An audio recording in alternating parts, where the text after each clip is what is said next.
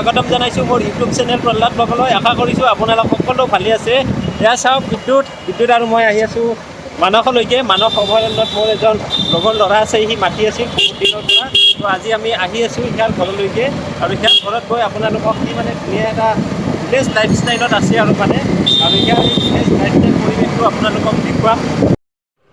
বৰপেটা ৰোডত এইখন অভাৰব্ৰিজ বনাইছে। চাওক এইখন উৰণীয়া সেতুৰে আহি আছোঁ, আৰু আগতে এইখন নাছিলে।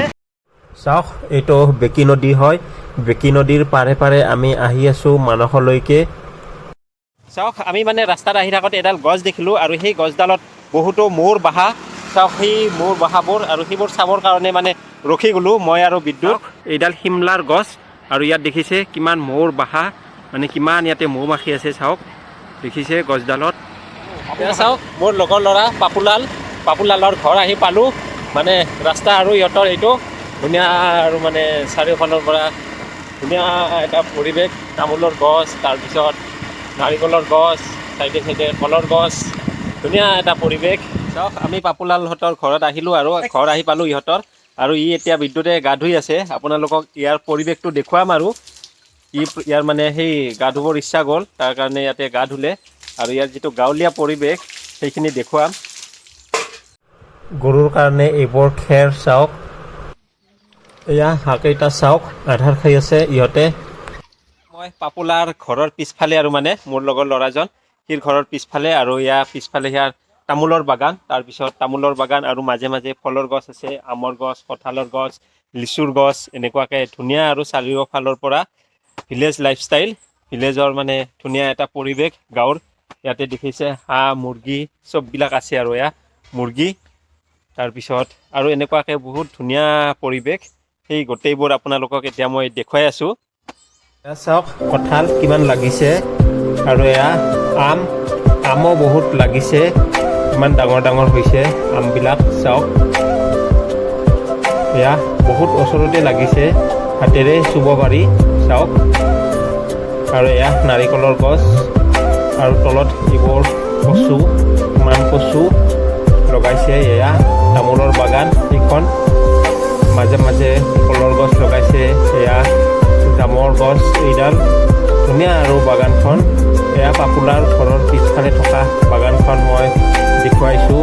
এইবোৰ চাওক, নেমু টেঙা, মান ধনিয়া।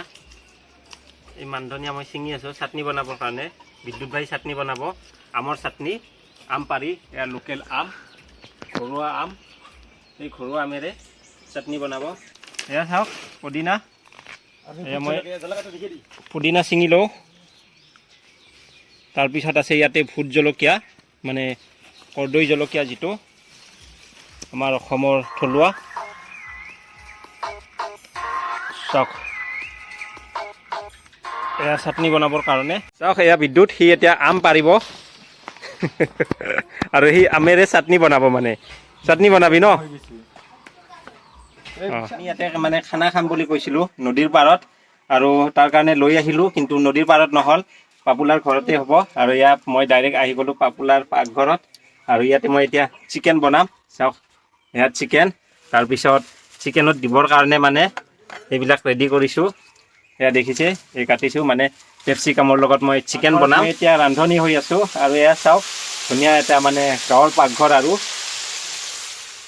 আৰু এয়া চিকেন। চাওক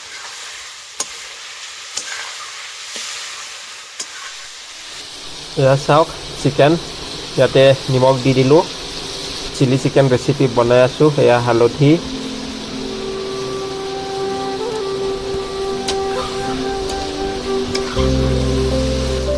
এয়া চাওক আলু দি দিলোঁ।